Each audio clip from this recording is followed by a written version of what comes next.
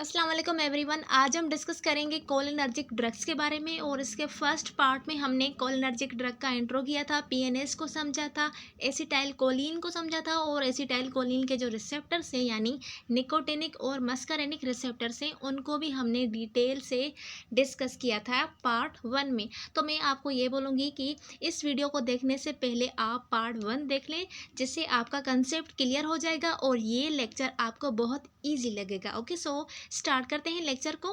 Cholinergic drugs क्या है? Cholinergic drugs का जैसे कि पहले ही मैंने लेक्चर में इसका इंट्रो दिया था, अगेन मैं दे देती हूँ। Cholinergic drugs parasympathetic nerve system की एक्टिविटी की मिमिक्री करते हैं, यानी जैसे पैरासिम्पैथेटिक नर्व सिस्टम नॉर्मली अपना काम परफॉर्म करता है, अगर किसी एबनॉर्मलिटी की वजह से वो अपना काम परफॉर्म नहीं कर रहा नॉर्मली, तो हम उस पेशेंट को कोलिनर्जिक ड्रग्स प्रोवाइड करते हैं। और वो कोलिनर्जिक ड्रग्स क्या करती हैं? सेम टू सेम पीएनएस यानी पैरासिम्पैथेटिक नर्व सिस्टम जैसा काम करती हैं, इसीलिए हम उनको क्या बोलते हैं? पैरासिम्पैथोमिमेटिक। मिमेटिक का मतलब है मिमिक्री करते हैं, उनका नकल करते हैं।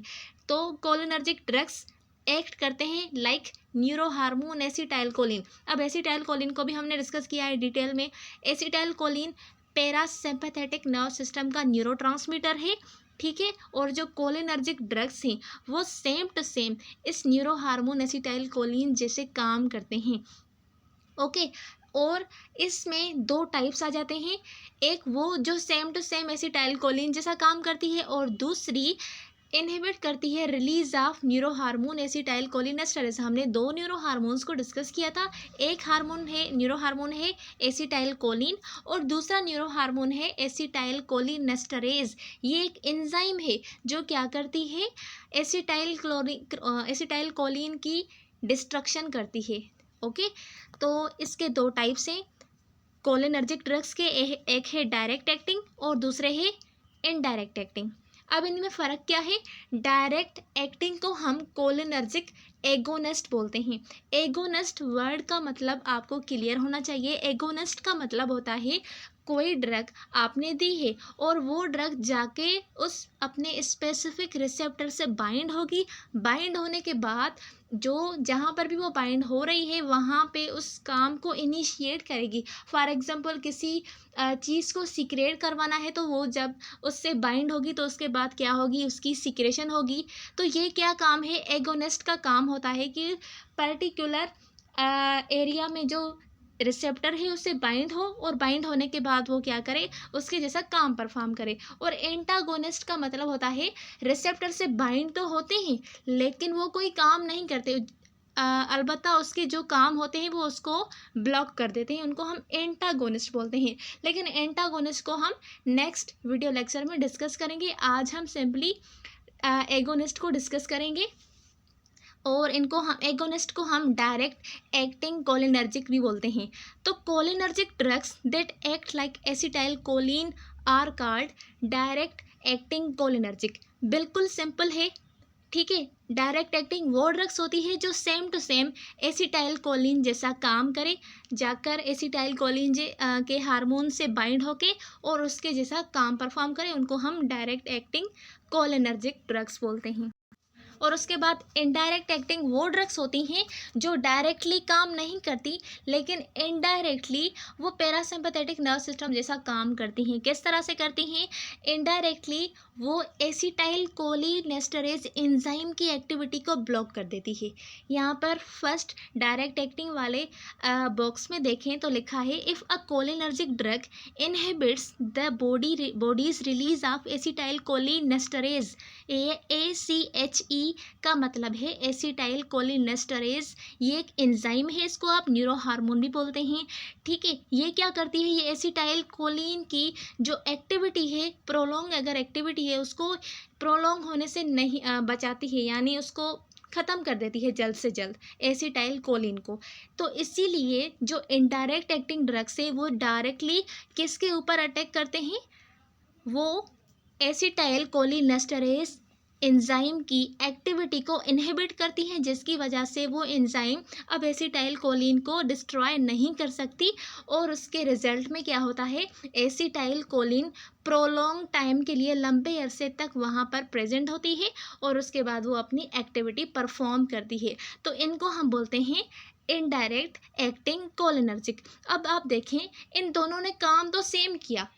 कौन सा सेम किया काम इन्होंने, पीएनएस जैसे काम करता है वैसा ही सेम किया, लेकिन डिफरेंस ये है कि एक ने डायरेक्ट किया। डायरेक्ट का मतलब है वो जो ड्रग हमने दी वो डायरेक्टली रिसेप्टर से बाइंड हो गई, और इनडायरेक्ट का जो मतलब ये है कि जो हमने ड्रग दी वो डायरेक्टली रिसेप्टर्स के ऊपर बाइंड नहीं हो रही। वो क्या कर रही है, वो एंजाइम की एक्टिविटी को इनहिबिट कर रही है जो एसिटाइल कोलिन को डिस्ट्रॉय कर रही हैं। उसके बाद कुछ बोथ भी होते हैं। बोथ का मतलब है वो ड्रग्स जो डायरेक्ट एक्टिंग वाला काम भी करे और इनडायरेक्ट एक्टिंग वाला काम भी करे। ऑल्दो स्पेसिफिक कोलिनर्जिक ड्रग में act in either of these two ways, the result of drug action are basically the same. कुछ स्पेसिफिक ड्रग्स होंगी जो डायरेक्ट और इनडायरेक्ट दोनों काम करती हैं। ओके, तो यहाँ तक ये इनका डायरेक्ट और इनडायरेक्ट हो गया। अब एक फ्लो चार्ट की मदद से आपको मैं समझाऊंगी कि किस तरह से डायरेक्ट एक्टिंग बाइंड होती है और इनडायरेक्ट एक्टिंग किस तरह से काम करते हैं। ये डायग्राम लिपिनकोट बुक से लिया गया है, जिससे अक्सर करके मैं वीडियोस बनाती हूँ, और ये जो पूरा मटेरियल है ये भी लिपिनकोट वाले बुक से है। तो हाउ कोलिनर्जिक ड्रग वर्क्स, तो एक है कोलिनर्जिक एगोनिस्ट जिसको हम डायरेक्ट एक्टिंग बोल रहे थे, और दूसरे हैं एंटी कोलिनेस्टरेज जिसको हम इनडायरेक्ट एक्टिंग बोल रहे हैं। अब इस पैराग्राफ में सिंपल सा लिखा है, आप इसको खुद भी पढ़ लेते हैं, पढ़ लें, कोई मसला नहीं है। हमारा जो मकसद है वो क्या है, इस डायग्राम को समझाना, इस मैकेनिज्म ऑफ एक्शन को समझाना। तो पहले आप देखें कोलिनर्जिक एगोनिस्ट में, क्योंकि आज हम डिस्कस करेंगे ओनली कोलिनर्जिक एगोनिस्ट में। इसका जो नेक्स्ट पार्ट है उसमें हम एंटी कोलिनेस्टरेज ड्रग्स के बारे में डिस्कस करेंगे। तो ये एक न्यूरॉन है, ठीक है। न्यूरॉन के अंदर आपको येलो कलर वाले बॉक्स में एसिटाइल कोलिन नज़र आ रही है, ठीक है, और नीचे की में लिखा भी हुआ है सबसे पहले एसिटाइल कोलिन। अगर आपको ऐसे डिफ़िकल्टी हो रही है तो नीचे इन्होंने ट्रिक हिंट दे दी है कि जो येलो कलर वाला है उसमें अंदर ACH का मतलब है एसिटाइल कोलिन, और ये स्काई ब्लू का कलर का जो है ये न्यूरॉन है, और जिस न्यूरॉन में एसिटाइल कोलिन बनती है उसको हम कोलिनर्जिक न्यूरॉन बोलते हैं। अब इस कोलिनर्जिक न्यूरॉन में एसिटाइल कोलिन तो प्रेजेंट है, लेकिन वो बाहर नहीं आ रही। आप देखें, जो भी येलो कलर वाली एसिटाइल कोलिन है वो न्यूरॉन के अंदर है, बाहर नहीं निकली। अब हमें ऐसी ड्रग्स चाहिए जो क्या करे, वो उस रिसेप्टर से जाकर बाइंड हो। तो उन ड्रग्स को हम क्या बोलते हैं, कोलिनर्जिक एगोनिस्ट ड्रग, यानी डायरेक्ट एक्टिंग कोलिनर्जिक। ये जो ग्रीन कलर का कैप्सूल जैसी शेप है, ये क्या है, ये ड्रग है। कैप्सूल का मतलब है ड्रग है, ठीक है। तो ग्रीन कलर में CAD का मतलब है कोलिनर्जिक एगोनिस्ट। अब ये ड्रग हमने इस पेशेंट को दे दी है, और ये ड्रग क्या कर रही है, एसिटाइल कोलिन के रिसेप्टर से, ये रिसेप्टर लिखा हुआ है ना रेड कलर में बॉक्स में, इसके ऊपर रिसेप्टर्स लगे हुए हैं, और जो ड्रग हमने दी है CAD वो जाके डायरेक्टली बाइंड कर रही है किससे, उसके रिसेप्टर से, और same to same acetylcholine जैसा काम कर रही है। ये सिंपल मैकेनिज्म ऑफ एक्शन था कोलिनर्जिक एगोनिस्ट का। कोलिनर्जिक एगोनिस्ट के पैराग्राफ में ये लिखा है कि जब न्यूरॉन पैरासिम्पैथेटिक नर्व सिस्टम में स्टिमुलेट होता है तब न्यूरोट्रांसमीटर एसिटाइल कोलिन रिलीज होता है। एसिटाइल कोलिन रिलीज होने के बाद क्रॉस करता है साइनेप्स को, और उसके बाद वो इंटरेक्ट करता है अपने रिसेप्टर्स के साथ इन एन एडजेसेंट न्यूरॉन, ठीक है। ये इसका बेसिक नॉर्मल मैकेनिज्म था। अगर ऐसा नहीं करे तो तब हम इनको कोलिनर्जिक एगोनिस्ट देते हैं। अब देखेंगे एंटी कोलिनेस्टरेज ड्रग्स का मैकेनिज्म, ये भी कर लेते हैं। इसकी ड्रग्स को हम नेक्स्ट वीडियो में डिस्कस करेंगे। तो एंटी कोलिनेस्टरेज का पता है आपको, वो ड्रग्स जो एसिटाइल कोलिनेस्टरेज एंजाइम की एक्टिविटी को इनहिबिट करे। अब इस डायग्राम को देखें, सबसे पहले ये न्यूरॉन है, न्यूरॉन के अंदर जो येलो कलर है वो एसिटाइल कोलिन को शो कर रहा है। अब इस डायग्राम में एसिटाइल कोलिन अंदर प्रेजेंट थी, बाहर नहीं निकल रही थी, लेकिन इसमें एंटी कोलिनेस्टरेज हम तब देते हैं जब एसिटाइल कोलिन भी सही हो और उसके रिसेप्टर भी सही हो। बीच में जो मसला खड़ा करता है वो कौन करते हैं, एसिटाइल कोलिनेस्टरेज। तो हमें किसको रोकना चाहिए, एसिटाइल कोलिनेस्टरेज एंजाइम को रोकना चाहिए, क्योंकि फसाद की जड़ वही एंजाइम ही है। तो अब हम यहाँ पर जो मेडिसिन देंगे वो देंगे एंटी कोलिनेस्टरेज ड्रग आपको कैप्सूल जैसी शेप जो मिल रही है वो ड्रग है। एसिटाइल कोलिन निकल रही है, उसके बाद बीच में ACE का मतलब है एसिटाइल कोलिनेस्टरेज, ये एंजाइम है, ये क्या कर रही है, एसिटाइल कोलिन को डिस्ट्रॉय कर रही है, इसको ख़त्म कर रही है। लेकिन हमने क्या किया, हमने इसको ड्रग दे दी, कौन सी ड्रग दी, एंटी कोलिनेस्टरेज ड्रग दी। अब इस एंटी कोलिनेस्टरेज ने क्या किया, एसिटाइल कोलिनेस्टरेज एंजाइम की एक्टिविटी को ब्लॉक कर दिया। अब ये कुछ भी नहीं कर सकती एसिटाइल कोलिन को, और एसिटाइल कोलिन सही सलामत अपने रिसेप्टर से बाइंड कर रहा है। देखें, एसिटाइल कोलिन ने ही यहाँ पर डायरेक्टली अपने रिसेप्टर से बाइंड किया है, ना कि हमने जो ड्रग दी थी उसने। अब इनका काम तो सेम था, लेकिन एक ने डायरेक्टली किया और एक ने इनडायरेक्टली किया। तो ये ही सिंपल बेसिक इनका मैकेनिज्म था, बहुत इजी है। अब हम इनके ड्रग्स के बारे में डिस्कस करेंगे। ओके जी, तो कोलिनर्जिक एगोनिस्ट में डायरेक्ट एक्टिंग को डिस्कस कर रहे हैं। डायरेक्ट एक्टिंग में मज़ीद दो डिवीजन आ रही हैं, एक है कोलिन ईस्टर और दूसरे हैं एल्कलॉइड। कोलिन ईस्टर जो है वो सिंथेटिक ड्रग्स हैं, यानी इनको हम खुद ही सिंथेसाइज करते हैं। तो कोलिन ईस्टर में सबसे पहले जो आती है वो है एसिटाइल कोलिन, लेकिन एसिटाइल कोलिन को हम यूज़ नहीं कर सकते एज अ ड्रग। क्यों यूज़ नहीं कर सकते, इसका डिटेल में हमने डिस्कस किया था इसके पार्ट 1 में, तो वहाँ पे जाके देख लें। ओके, तो सेकंड ड्रग जो है वो क्या है, मेथाकोलिन। ये भी कोलिन ईस्टर का फॉर्म है। अब इसका क्या काम है, मेथाकोलिन डायग्नोज करती है ब्रोंकियल हाइपर रेस्पॉन्सिव इन एस्थमा पेशेंट। अब मेथाकोलिन को हम एस्थमा वाले पेशेंट में देते हैं, और ये चेक करने के लिए देते हैं कि उसकी ब्रोंकियल हाइपर रेस्पॉन्सिव उसमें हो रही है या नहीं हो रही। तो इसको डायग्नोस करने के लिए हम मेथाकोलिन देते हैं। उसके बाद है बेथेनिकोल।